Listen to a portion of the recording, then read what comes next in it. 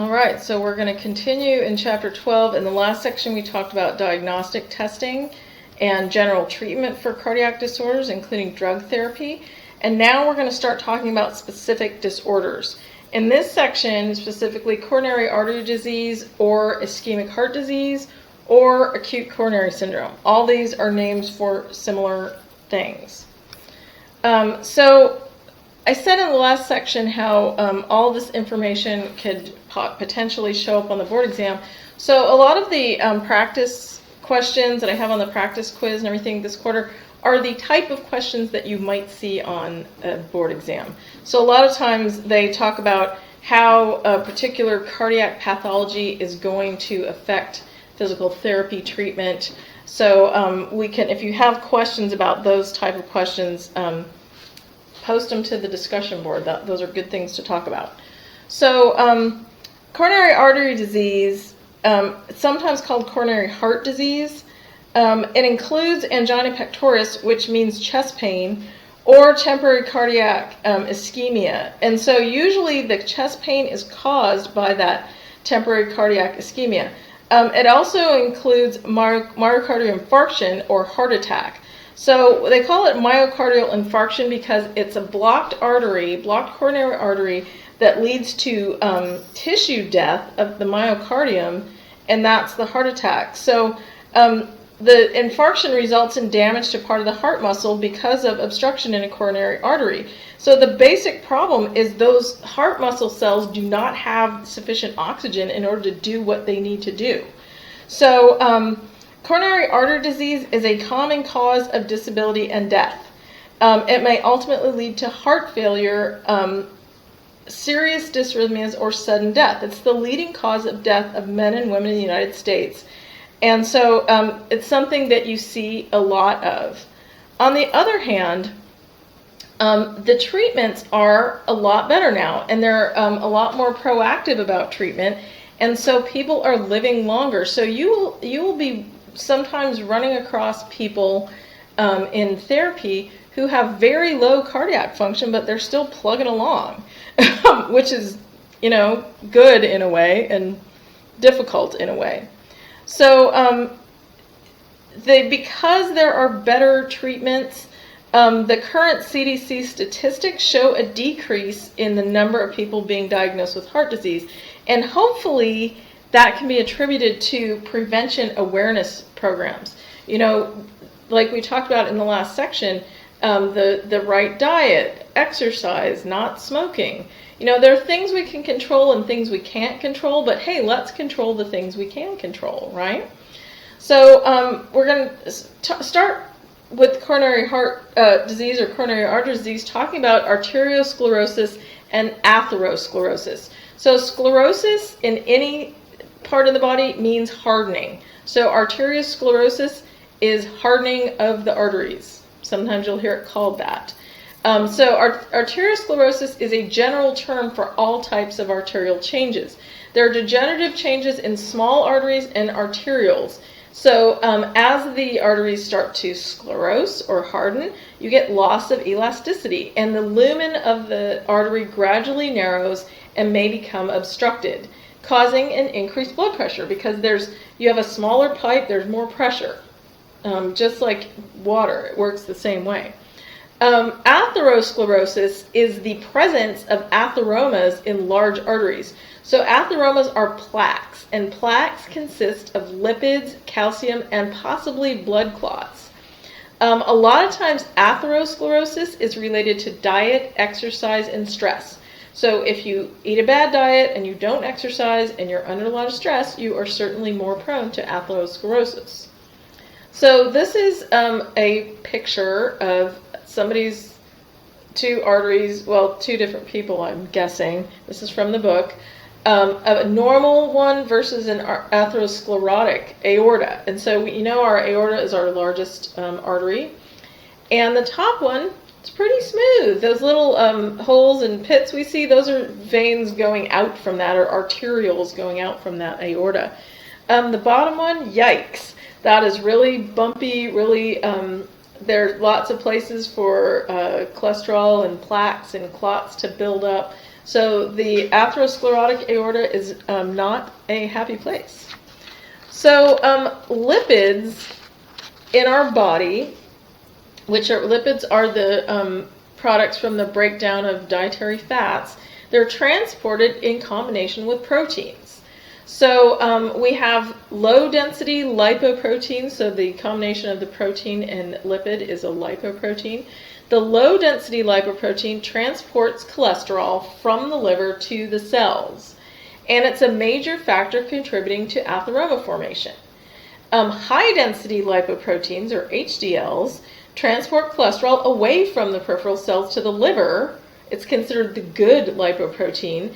And in the liver, we get catabolism and excretion. So catabolism is the breakdown of substances. Anabolism is the buildup of substances.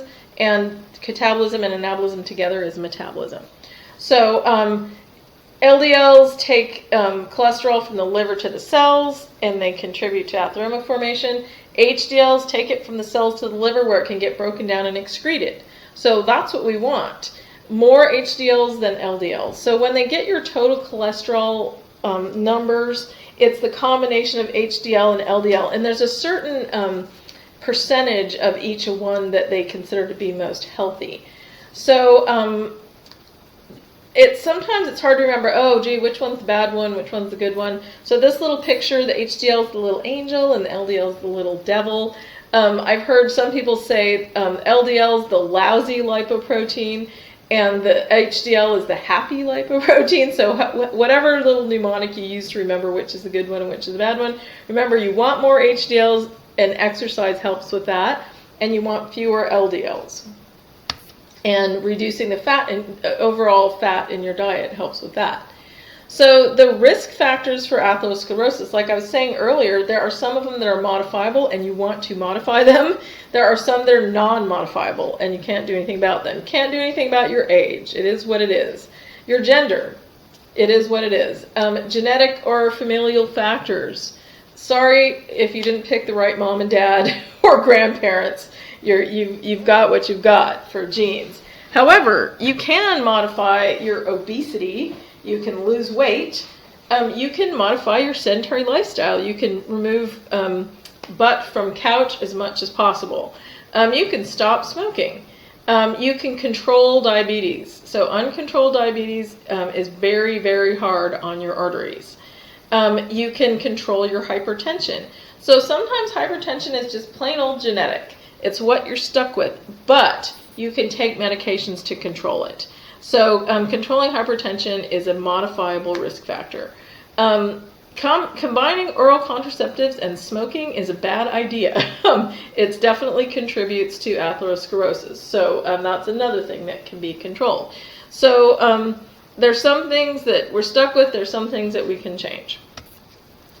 So the diagnostic test for atherosclerosis, the first thing that they do, of course, usually when you go in for your wellness checkup every year, is they take your serum lipid levels and you get your total cholesterol level. So they compare your LDL and your HDL. Usually they want your total cholesterol to be below 200, and then they have a certain, they have different ratios for men and women. For women, they want the HDL to be higher.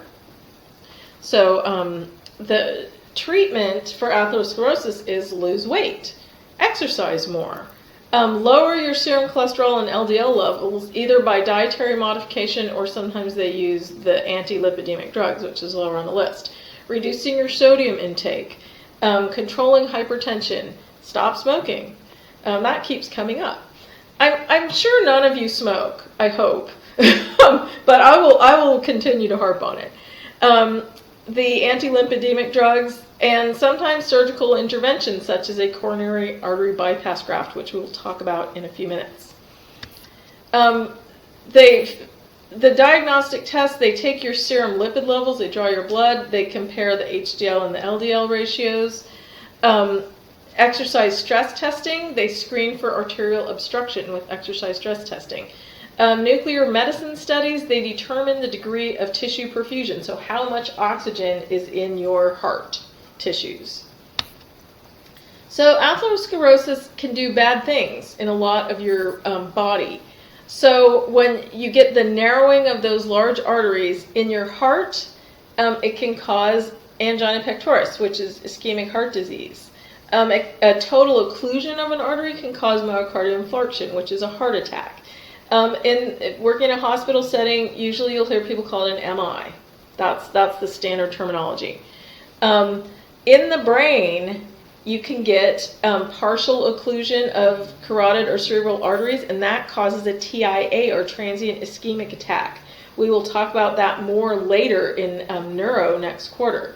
Total occlusion of brain arteries causes a CVA, or cerebrovascular accident, or otherwise known as a stroke.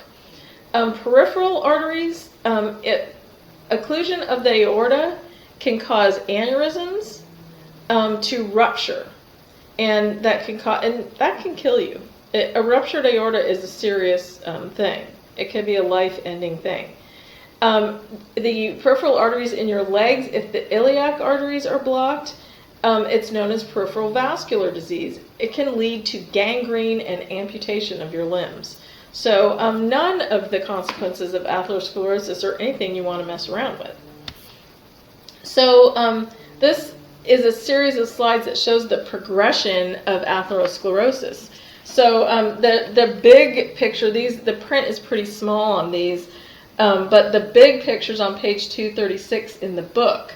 So you can see that the buildup of those atheromas that start from damaged endothelium in the arteries.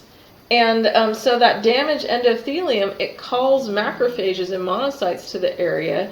You start to get those things building up, and it causes just more and more problems. And you can actually end up with clots, and clots can kill you.